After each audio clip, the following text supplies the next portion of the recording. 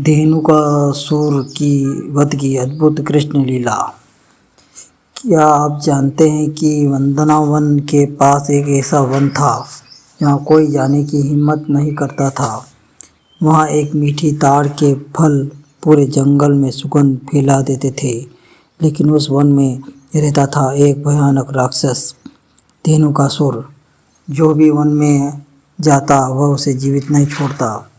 लेकिन जब भगवान श्री कृष्ण और बलराम वहाँ पहुँचे तब उस घमंडी असुर का अंत निश्चित हो गया। आइए सुनते हैं धेनुकासुर वध की अद्भुत कृष्ण लीला।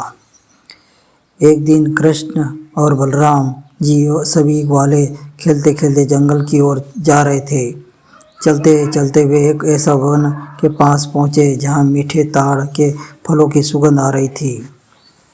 ग्वालों ने खुश होकर कहा, बाल कृष्ण बलराम, इस वन के फल कितने सुगंधित हैं, लेकिन हमने सुना है कि यह एक धेनुकासुर नाम का भयानक राक्षस रहता है। इस डर से कोई भी इस वन में जाने की हिम्मत नहीं करता। ग्वालों ने विनती की, अगर आप चाहें तो हमें मीठे फल खाने को मिल सकते हैं। कृष्ण और बलराम मुस्कुराए। वह वन ताड़ कहलाता है, लेकिन वहाँ आतंक था। धेनुकासुर वह एक भयानक गधे के रूप में वाला राक्षस था। वह इतना क्रूर था कि किसी भी उसे वन में प्रवेश नहीं करने देता था। उस डर से पशु पक्षी और मनुष्य कभी दूर रहते थे, इसलिए इतनी स्वादिष्ट फल होने के बावजूद भी कोई उन्हें खाने नहीं जाता था।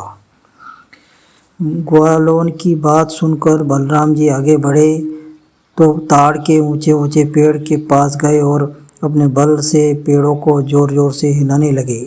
जैसे ही पेड़ हिले, पके हुए ताड़ के फल धड़ से नीचे गिरने लगे। फल गिरने की आवाज़ पूरे जंगल में गूंज उठी। जब वह आवाज़ धेनुकासुर ने सुनी तो वह क्रोध से पागल हो गया।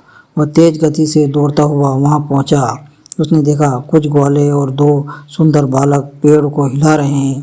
क्रोध में आकर धेनुकासुर ने जोर से रेंगा, चिल्लाना शुरू कर दिया और सीधे बलराम जी पर हमला कर दिया।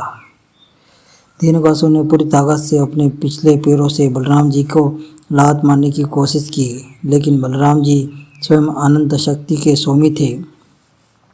उन्होंने तुरंत ही धेनुकासुर को दोनों पैर पकड़ लिए, फिर उसे हवा में घुमाया और जोर से एक ताड़ के पेड़ पर पटक दिया। इतना जोर से प्रहार हुआ कि धेनुकासुर के प्राण वहीं निकल गए। धेनुकासुर को मरते हुए उसके बाकी साथी असुर भी वहां आ गए। वह सभी गधों के रूप में कृष्ण और बलराम पर हमला करने लगे। तब भगवान श्री कृष्ण और बलराम जी ने मिलकर उन सभी को असुरों को भी अंत कर दिया। कुछ ही क्षण में पूरा ताड़वन राक्षस से मुक्त हो गया। अब ताड़वन सुरक्षित हो चुका था। ग्वाले खुशी से झूम उठे थे। उन्हें भर भर के मीठी ताड़ के फल खाए। देवताओं ने आकाश में फूलों की वर्षा की और भगवान कृष्ण और बलराम की महिमा गाने लगे। अब ये वन सभी के लिए सुरक्षित हो गया। इस लीला में हमें यह सीख मिलती है, अहंकार और अत्याचार का अंत निश्चित होता है। भगवान हमेशा अपने भक्तों की रक्षा करते हैं और भगवान का नाम होता है वहाँ जय भय नहीं रहता। तो दोस्तों, ये भी भगवान श्री कृष्ण की बलराम जी की धेनुकासुर वध की अद्भुत लीला। अगर आपको ये कथा अच्छी लगी हो तो वीडियो को लाइक करें, शेयर करें और हमेशा इस चैनल पर बने रहें और सब्सक्राइब जरूर कीजिएगा।